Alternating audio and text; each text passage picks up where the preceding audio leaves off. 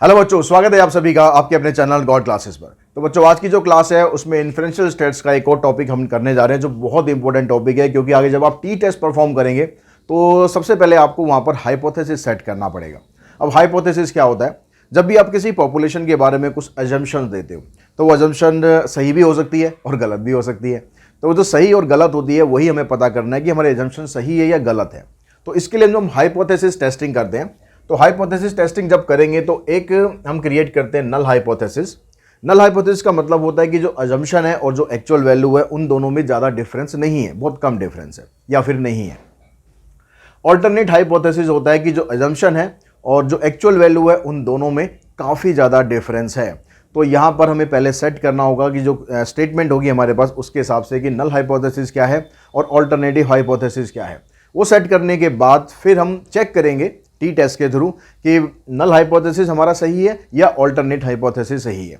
तो आज की इस वीडियो में हम सिर्फ ये सीखेंगे कि हम कैसे इसको सेट कर दें कि नल हाइपोथेसिस क्या होता है और ऑल्टरनेट हाइपोथेसिस कैसे क्या होता है और उसको लिखते कैसे हैं। ये चीज़ हम समझेंगे आज के इस वीडियो में। तो जब भी हम नल हाइपोथेसिस या ऑल्टरनेट हाइपोथेसिस लिखेंगे तो तीन तरीके हमारे पास लिखने के होते हैं, या तो ऐसे या ऐसे या ऐसे। जब आप इसको लिखेंगे तो जो नल हाइपोथेसिस होता है उसको हम डिनोट करते हैं एच नॉट से, ठीक है, और ऑल्टरनेट को डिनोट करते हैं एच ए से, और समटाइम्स किसी किसी बुक में आप देखोगे तो एच वन भी आपको मिल सकता है। तो ये भी ऑल्टरनेट हाइपोथेसिस को लिखने का एक तरीका है। तो जब हम यहाँ पर सेट करते हैं, जैसे नल हाइपोथेसिस हुआ हमारा mu greater than equals to mu not. Mu not वो वैल्यू होगी जो हम एज्यूम करके चलेंगे कि भाई ये वैल्यू को हमें चेक करना है कि ये इसके बराबर है या नहीं है। तो mu is greater than equals to mu not. अगर ये ग्रेटर देन होगा तो ऑल्टरनेट में क्या होगा, इसका उल्टा होगा। हम ये अजम्पशन लेके चल रहे हैं तो ऑल्टरनेट में क्या होगा, इसका उल्टा होगा। यहाँ पर ग्रेटर देन इक्वल्स टू होगा तो यहाँ पर लेस देन होगा, यहाँ लेस देन इक्वल्स टू होगा तो यहाँ ग्रेटर देन होगा, और यहाँ पर सिर्फ इक्वल टू होगा तो यहाँ पर नॉट इक्वल्स टू होगा। तो ये तीन तरीके से हम नल हाइपोथेसिस या ऑल्टरनेट हाइपोथेसिस को लिख सकते हैं। अब आपको ये समझना है कि भाई किसको किस क्वेश्चन में किस तरीके से हमें लिखना है।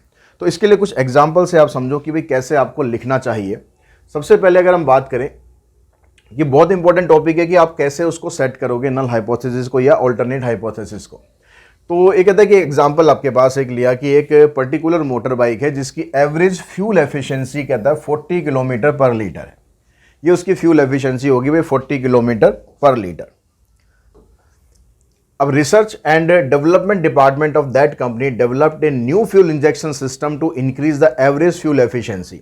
अब जो रिसर्च और टेक्निकल डिपार्टमेंट होता है, डेवलपमेंट डिपार्टमेंट है, उसने क्या करा, एक नया फ्यूल इंजेक्शन सिस्टम बनाया ताकि जो एवरेज फ्यूल एफिशिएंसी है उसको बढ़ाया जा सके। तो here research hypothesis is that new fuel injection system will have an average fuel efficiency exceeding 40 kilometre per litre. यानी जो आपको दे रखी है 40 किलोमीटर पर लीटर, उससे उसकी ज़्यादा एवरेज फ्यूल एफिशिएंसी आए। तो यहाँ पर जो आपके पास है अभी जो मीन आपको दे रखा है, जो डाटा आपको दे रखा है, उसमें फ्यूल एफिशिएंसी है 40 किलोमीटर पर लीटर। हमें उसका ऑल्टरनेट देख रहे हैं कि उसका ऑल्टरनेट क्या है कि हम एक ऐसा फ्यूल इंजेक्शन बनाना चाह रहे हैं जिसमें उसकी वैल्यू 40 किलोमीटर पर लीटर से ज़्यादा आ जाए। तो यानी जो ऑल्टरनेट हाइपोथेसिस है, ऑल्टरनेटिव हाइपोथेसिस है, ये बनेगा हमारा म्यू इज ग्रेटर देन 40। तो इसका उल्टा आप करोगे, उल्टा करोगे मतलब नल हाइपोथेसिस क्या बन जाएगा, mu is less than equals to 40। तो दोनों स्टेटमेंट में से आपको जो भी चीज़ समझ में आती है, आपको नल हाइपोथेसिस पहले क्लियर होता है, नल हाइपोथेसिस लिख दो, ऑल्टरनेट क्लियर होता है, ऑल्टरनेट क्लियर लिख दो। एक को आप लिख दोगे तो दूसरे का साइन उसके अपोजिट करके आपको लिखना है। एक एग्जाम्पल ये हुआ। दूसरा एग्जाम्पल हम लेते हैं। इसमें कहता है कि suppose a manufacturer of soft drink claim that 2 litre soft drink बोतल has an average of at least 150 gram sugar. एक मैन्युफैक्चरर जो है वो कहता है कि जो उसका सॉफ्ट ड्रिंक है ना भाई, उसके अंदर 150 ग्राम, एटलीस्ट 150 ग्राम शुगर है, ठीक है, एटलीस्ट 150 ग्राम शुगर है, ये सब वो क्लेम कर रही है company. A sample of 2 litre bottle will be selected and the content will be measured to test the manufacturer claim. Use this approach for the soft drink example we would state that the null and alternate hypothesis. तो अब कैसे हम बनाएंगे, company ने कहा कि भाई उसका जो सॉफ्ट ड्रिंक है ना उसके अंदर कितनी क्वांटिटी है, एटलीस्ट 150 ग्राम है, ऐसा कंपनी का क्लेम है। तो क्लेम क्या कह रहा है, कंपनी कह रही है, ये हो गया आपका null hypothesis, mu is greater than equals to 150। तो उसका ऑल्टरनेट क्या होगा, मतलब उसकी बात अगर गलत हमें साबित करनी है तो हम कहेंगे कि भाई उसकी जो बोतल है सॉफ्ट ड्रिंक की उसके अंदर 150 ग्राम लीटर से कम शुगर है। तो यानी यहाँ पर आ जाएगा म्यू इज़ लेस देन 150, क्योंकि ग्रेटर देन इक्वल्स टू यहाँ आ गया तो यहाँ पर सिर्फ लेस देन आएगा 150। तो इस तरह से यहाँ पर ये हमने सेट किया। एक एग्जांपल और लेते हैं, testing in decision making situation. अब कभी कभार ऐसा होता है कि हमें एक डिसीजन लेना होता है कि हमें जो डाटा दिया हुआ है वो इसको एक्सेप्ट करना चाहिए नहीं करना चाहिए। तो यहाँ पर एक एग्जांपल देता है कि जैसे आपके पास कोई कंसाइनमेंट आता है, उस कंसाइनमेंट में जो भी आपको चीज़ आपने मंगाई है उसमें से जो रिक्वायरमेंट है कि भाई उस पार्ट की मीन लेंथ जो है ना 3 इंचज़ होनी चाहिए। जो पार्ट आपने मंगाया है कंसाइनमेंट में उसकी जो लेंथ है वो 3 इंचज़ होनी चाहिए। अब अगर 3 से कम होगी या 3 से ज़्यादा होगी, ठीक है, चाहे 3 से कम हो या 3 से ज़्यादा हो, वो आपको नहीं चलेगी, ठीक है, वो आपको नहीं चलेगी। तो आप क्या करोगे, माल वापस कर दोगे। तो यहाँ पर क्या हुआ कि भाई आपने कहा कि भाई जो हमारा जो रिक्वायरमेंट है ना वो 3 इंचज़ की है, लेकिन ऑल्टरनेट क्या बना उसका कि या तो 3 इंच होगी नहीं होगी। अब 3 इंच नहीं होगी तो मतलब कम भी हो सकती है ज़्यादा भी हो सकती है, इसलिए यहाँ पर आ गया mu is not equals to 3। तो ये हमारा नल हाइपोथेसिस हो गया कि भाई ये हमें चाहिए, और उसका ऑल्टरनेट क्या हुआ कि इससे कम होगी या इससे ज़्यादा होगी। तो इस तरह से यहाँ पर नल हाइपोथेसिस आ गया म्यू इक्वल्स टू 3 और ऑल्टरनेट आ गया mu is not equals to 3। तो इस तरीके से आपको नल हाइपोथेसिस और ऑल्टरनेट हाइपोथेसिस जो है उसको क्रिएट करना है। तो कुछ और एग्जांपल्स करते हैं जिससे आपको और समझ में आएगी कैसे आपको करना चाहिए। जैसे फर्स्ट एग्जांपल है, उसमें कहता है कि सपोज ए पिज़्ज़ा रेस्टोरेंट। ये क्वेश्चंस ना आपको किसी बुक में नहीं मिलेंगे, आपको ML अग्रवाल में भी नहीं मिलेंगे, आपको RD शर्मा में भी नहीं मिलेंगे, इवन आपको CBSE हैंडबुक में भी नहीं मिलेंगे, ठीक है। तो बहुत इंपॉर्टेंट वीडियो है, इसलिए ध्यान से देखना समझना और स्क्रीनशॉट ले लो। बेशक क्वेश्चन आप प्रैक्टिस करोगे स्क्रीनशॉट आप ले लो। कहता है suppose A pizza restaurant claim it's average pizza delivery time is 30 minute. एक जो पिज़्ज़ा रेस्टोरेंट है ना उसने क्लेम किया भाई हमारा पिज़्ज़ा टाइम से पहुंचेगा, कोई दिक्कत ही वाली बात नहीं है। आजकल बहुत सी कंपनियां क्लेम कर रही हैं, ठीक है, 15 मिनट के अंदर नहीं पहुंचे तो या पैसे वापस ले लो। तो ऐसे ही यहाँ पर एक क्लेम कर रहा है कि भाई एवरेज डिलीवरी टाइम उसका 30 मिनट है, but you believe that the restaurant takes more than 30 minute. अब रेस्टोरेंट ने कहा कि भाई 30 मिनट के अंदर पिज़्ज़ा पहुंच जाएगा, आप क्या कहते हो, उसका ऑल्टरनेट क्या लेके चलते हो कि भाई 30 मिनट से ज़्यादा भी तो हो सकता है ना। तो उसका ऑल्टरनेट ज़्यादा हो गया, तो यानी नल हाइपोथेसिस क्या बना यहाँ पर और ऑल्टरनेट हाइपोथेसिस क्या बना। ऑल्टरनेट में आपने कहा कि भाई इसकी डिलीवरी टाइम है 30 मिनट से ज़्यादा हो जाएगा, और 30 मिनट से ज़्यादा हो जाएगा तो बल्ले बल्ले हो जाएगी, पैसा वापस मिल जाएगा। कंपनी ने कहा नहीं भाई नहीं, हम नहीं देंगे, हम तो इससे पहले ही पहुँचा देंगे। कंपनी का ये क्लेम है कि 30 मिनट्स में पहले पहुँच जाएगा, एवरेज टाइम है ये तो हमारा, उससे पहले भी पहुँच सकता है, ठीक है। तो इस तरह से बन गया आपका नल और alternate hypothesis. A study claimed that the mean income of senior executive in the manufacturing sector in an industrial state is rupees 6,45,000 per annum। ये कह रहा है कि जो सीनियर एग्जीक्यूटिव है ना उनकी मीन सैलरी 6,45,000 है। To test this claim it is decided to take a sample of 25 executive. अब उस क्लेम के कंपनी के क्लेम को टेस्ट करने के लिए 25 एग्जीक्यूटिव का सैंपल लिया गया और उसका जो मीन है वो निकाला गया। तो ये मीन निकालना हमें कुछ नहीं है, हमें सिर्फ नल और ऑल्टरनेट हाइपोथेसिस सेट करना है। तो कंपनी ने क्लेम किया भाई कि हमारा जो सीनियर एग्जीक्यूटिव है ना उनकी मीन सैलरी इतनी है, ना कम है ना ज़्यादा है, मीन सैलरी इतनी है, तो म्यू इज इक्वल्स टू 6,45,000। तो ऑल्टरनेट क्या बन गया, mu is not equals to 6,45,000। कम हो चाहे ज़्यादा हो कंपनी का क्लेम रिजेक्ट हो जाएगा, कम होगी तो भी ज़्यादा होगी तो भी। नेक्स्ट एग्जांपल में कहता है researcher content that the mean daily sleep of young babies 15 hour. जो बच्चे हैं ना बच्चों की जो नींद होती है 15 घंटे की होती है। आप मत ले लेना 15 घंटे, ये आप लोगों के लिए नहीं है, ठीक है, छोटे बच्चों के लिए है ये। तो a sample of 28 babies is taken randomly and their average sleep is found to be 13 hours and 48 minutes. यहाँ पर इसने मीन भी इसका दे दिया कि भाई हमने मीन निकाल लिया सैंपल लेके, लेकिन हमें इसका कोई काम नहीं है, हमें इसका कोई काम नहीं है क्योंकि जो पॉपुलेशन मीन है ना वो यहाँ पर 15 आवर्स है, हमें इसका काम है। तो यहाँ पर ये कह रहा है कि भाई बच्चों की जो एवरेज है ना वो 15 आवर्स की नींद है, अगर उससे कम होती है उससे ज़्यादा होती है तो ये क्लेम रिजेक्ट। मतलब ऑल्टरनेट हाइपोथेसिस क्या बन गया, mu is not equals to 15। कुछ और एग्जांपल कर लेते हैं।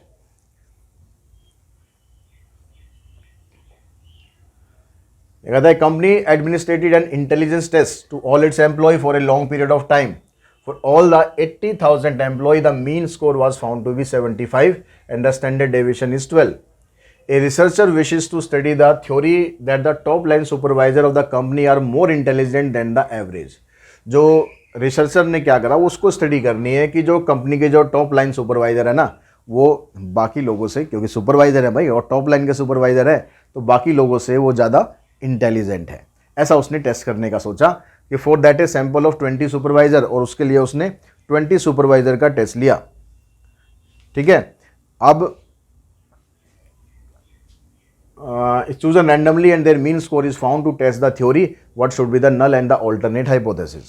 अब उसने क्या करना है, उसने चेक करना है यहाँ पर कि जो सुपर लाइन वो है ना सुपरवाइज़र, वो ज़्यादा इंटेलिजेंट है, तो ये उसने एक ऑल्टरनेट निकाला कि क्या ऐसा है या नहीं है, तो उसको चेक करना है, ये बात। तो इसमें नल और ऑल्टरनेट क्या बनेगा, म्यू इज़ ग्रेटर देन कितना है, उसका मीन कितना था, जो इंटेलिजेंस मीन है वो कितना दे रखा है आपको, मीन जो है वो दे रखा है 75। ठीक है, और कंपनी कहती है कि भाई हमारे जो है ना, अगर ये ग्रेटर देन बन गया तो ये लेस देन बन ही जाएगा, एक बन गया तो दूसरा तो बन ही जाएगा। ठीक है, तो यहाँ पर ऑल्टरनेट क्या बना उसका कि भाई म्यू इज़ ग्रेटर देन 75 है, मतलब जो टॉप लाइन सुपरवाइजर है ना वो ज़्यादा इंटेलिजेंट है, मतलब जो मीन मार्क्स है उनकी वैल्यू ज़्यादा आ रही है। और कंपनी कह रही है कि नहीं भाई, हमारे जो भी एम्प्लॉय है ना, उनकी जो इंटेलिजेंस लेवल है वो लेस देन इक्वल्स टू 75 है, यानी 75 हो सकता है या उससे कम हो सकता है, लेकिन उसका ऑल्टरनेट हमने देखना है कि जो टॉप लाइन सुपरवाइजर है वो उससे ज़्यादा है या नहीं है। तो ये हमने ऑल्टरनेट चेक करना है कि ये हमारा रिजेक्ट होगा या एक्सेप्ट होगा। Example number 5, a coin sorting machine with a bank can sort an on an average 22,800 coin in a day with a standard deviation of 280 coins. ये यहाँ पर इसने मीन दे दिया, सिर्फ मीन का काम है, हमें स्टैंडर्ड डेविएशन का काम अभी है नहीं। A new model of the machine is out in the market, नई मशीन आती है मार्केट के अंदर, and the bank manager is considering the old one to be replaced. Bank manager सोचता है यार पुरानी मशीन होगी, बहुत टाइम हो गया, तो इसको रिप्लेस कर दिया जाए। The bank manager propose to replace the old one with the new model if only the latter sort out the larger number of coin than the former. अब वो कहता है कि जो भाई रिप्लेस तभी करेंगे जब नई मशीन पहले वाली से ज़्यादा एफिशिएंट होगी, ज़्यादा वो कॉइन्स यहाँ पर काउंट करेगी। For this, the manager employ the new sorter for a period of 4 weeks and find that the average number of coins sorted per day is this. ठीक है, इसका भी कोई काम नहीं है हमें, जो आपको स्टार्टिंग में दे रखा है सिर्फ इसका काम है, हमें इसके हिसाब से चेक करना है कि ज़्यादा है या कम है या बराबर है। ठीक है, with at most same standard deviation as the old one, right the appropriate hypothesis for testing. अब टेस्टिंग करना चाहते हो, अब टेस्टिंग करने पे क्या हो सकता है, वो किसने कहा कि भाई जो नई वाली मशीन है अगर वो उससे ज़्यादा एफिशिएंट होगी तो हम उसको मशीन को लेंगे, वरना हम उसको मशीन को नहीं लेंगे। तो इसका मतलब है कि यहाँ पर क्या बना, नल हाइपोथेसिस में क्या हो रहा है कि जो पुरानी मशीन है वो इतने कॉइन शॉर्ट कर रही है, और जो नई वाली मशीन है ये हो गया नल, ये हो गया ऑल्टरनेट। नई मशीन में कह रहा है कि भाई ये ग्रेटर देन इससे होना चाहिए, 22,800 से ज़्यादा वो मशीन जो है ना वो कॉइन्स को शॉर्ट आउट करेगी, तो फिर हम उस मशीन को लेंगे, नहीं तो नहीं लेंगे। तो यहाँ पर म्यू इज ग्रेटर देन ये आ जाएगा, और नल तो आपके पास ऑलरेडी है ही। उसके बाद देखो क्वेश्चन नंबर 6, एक company is making a brake system for car. Company ने कार्स के लिए एक ब्रेक सिस्टम बनाया। अब ब्रेक सिस्टम बनाने के बाद कंपनी ने कहा कि भाई car running at a speed of 40 kilometre per hour comes to half after covering a distance of 15 feet on the average.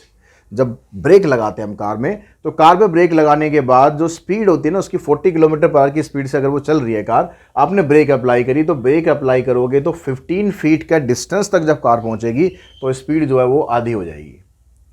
Recently the company has developed power brakes which when applied 100 times to car running at 40 km per hour indicate that the average distance covered is 13 feet before stopping। अब company ने एक नया, क्योंकि लगातार improvement करते रहने चाहिए, company ने एक नया ब्रेकिंग सिस्टम बनाया और उसने कहा कि अगर आप अब ब्रेक लगाते हो तो कंपनी की जो कार है ना आपकी वो 13 फीट के डिस्टेंस के बाद हाफ स्पीड ले लेती है। ठीक है, मतलब आधी हो जाती है। पहले कितनी होती थी, 15 फीट की, 2 फीट का फर्क आ गया, बहुत होता है 2 फीट का फर्क। जिसके टक्कर लगती है ना उसको पता होता है कि 2 फीट का डिस्टेंस कितना होता है। To test as the power brake system is better set up the appropriate hypothesis. तो अब आपको ये बताना है कि जो पावर ब्रेक सिस्टम है उसके लिए हाइपोथेसिस सेट करना है। तो उसने क्या करा कि भाई जो ब्रेकिंग सिस्टम है अभी वो 15 फीट से ज़्यादा, मतलब 15 फीट तक आप कार आपकी आती है तो स्पीड आधी हो जाती है। जो नया ब्रेकिंग सिस्टम आ रहा है वो उसको कम कर रहा है। तो ऑल्टरनेट हमें क्या मिल रहा है यहाँ पर, ऑल्टरनेट हमें मिल रहा है यहाँ पर कि जो म्यू होगा वो लेस देन 15 होगा, और नल हाइपोथेसिस क्या है, mu is greater than equals to 15। ये बन गया आपका नल हाइपोथेसिस और ऑल्टरनेट हाइपोथेसिस। उसके बाद देखिए नेक्स्ट में, ICIC bank is experience an era of expansion in considering whether और not to open a branch in an area, it consider the proportion of business coming from the area. अब ICIC bank है, बड़ा नामी bank है, अब वो चाहता है कि भाई किसी एक नए एरिया में जाए, वो वहाँ पर अपनी एक ब्रांच खोले। अब ब्रांच खोलेगा, ऐसे तो नहीं ब्रांच खोल देगा, ठीक है, पहले वहाँ पर रिसर्च करेगा कि ब्रांच खोलनी चाहिए या नहीं खोलनी चाहिए, क्योंकि वहाँ से जिस जगह ब्रांच खोलना चाह रहा है वहाँ से उसे बिजनेस मिलेगा या नहीं मिलेगा, तभी खोलेगा भाई। तो कहता है for this purpose it take sample of the business conducted on different days and use the cut off point as 5%। तो उसने अलग अलग जगह से सैंपल लिया और सैंपल लेने के बाद उसने कट ऑफ मीन निकाला कि भाई 5% का है। The bank is willing to open branch as soon as a 5% business is seen to be coming from a particular area and is unwilling to do so if the business is less than 5%। अगर company का business 5% से कम आता है तो वहाँ पर वो branch नहीं खोलेंगे, अगर 5% से ज़्यादा आता है तो ब्रांच खोलेंगे। तो formulate the appropriate null and the alternate hypothesis for the decision. तो अब ये डिसीजन लेने के लिए आपको यहाँ पर नल और ऑल्टरनेट हाइपोथेसिस सेट करना है। तो अब यहाँ पर आपको ये देखना है कि भाई ब्रांच खोलनी चाहिए या नहीं खोलनी चाहिए। वो कह रहा है कि भाई ब्रांच अगर आप नहीं खोलोगे, कब नहीं खोलोगे, जब आपका मीन 5% से कम होगा। 5% एक उनका वो है, एक तरह से मतलब ये कह सकते हो ना स्टैंडर्ड मार्क है, भाई 5% का बिजनेस हमें मिलना चाहिए। तो अगर हम यहाँ पर, अब यहाँ पर आप इसको नल और ऑल्टरनेट नहीं बोल सकते, आप इसको सिंपली हाइपोथेसिस बोल सकते हो, ठीक है। दो अलग अलग हाइपोथेसिस ले ली हमने यहाँ पर, H1 और H2, ठीक है। यहाँ पर अब नल और ऑल्टरनेट बोलने की कोई ज़रूरत नहीं है, वैसे यहाँ पर लिखा है इसने नल और ऑल्टरनेट ही है, ठीक है। लेकिन चलो हम इसके हिसाब से चलते हैं, यहाँ पर नल ले लेते हैं, यहाँ ऑल्टरनेट ले लेते हैं। तो अब यहाँ पर अगर हम लेते हैं कि भाई म्यू की वैल्यू लेस देन 5 है तो ब्रांच नहीं खुलेगी, ठीक है, नॉट ओपन द ब्रांच।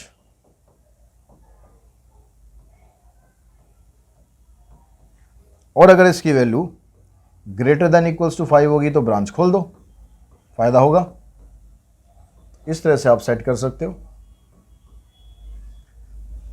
ठीक है, क्योंकि यहां पर आपको ऑल्टरनेट में इक्वल्स टू का साइन तो लेना नहीं है, या तो लेस का लेना है या ग्रेटर का लेना है। अगर यहाँ ग्रेटर का लोगे तो फिर आप ब्रांच खोलोगे, यहाँ लेस देन इक्वल्स टू ले लोगे तो फिर वहाँ पर थोड़ा सा कन्फ्यूजन हो जाएगा कि कोई इक्वल्स टू भी आ रहा है तो ब्रांच खोल सकते हैं, अगर बराबर भी आ रहा है तो ब्रांच खोल सकते हैं। इसलिए इक्वल्स टू के साइन पे ओपन ब्रांच करो और यहाँ पर ऑल्टरनेट में लेस देन कर दो जिसमें आप ब्रांच नहीं खोलोगे। तो आई थिंक अब इन क्वेश्चंस की हेल्प से आपको समझ में आ चुका होगा कि कैसे आपको नल हाइपोथेसिस और ऑल्टरनेट हाइपोथेसिस सेट करना चाहिए। ये जब आप सेट करना सीख जाएंगे तो फिर अगले वीडियोस में हम बात करेंगे डिग्री ऑफ फ्रीडम के बारे में, फिर उसके बाद मैं आपको बताऊंगा टी टेस्ट आपको कैसे परफॉर्म करना है, ठीक है। तो नेक्स्ट वीडियो में मिलते हैं बहुत जल्दी। आज की इस वीडियो में इतना ही। Thanks all of you.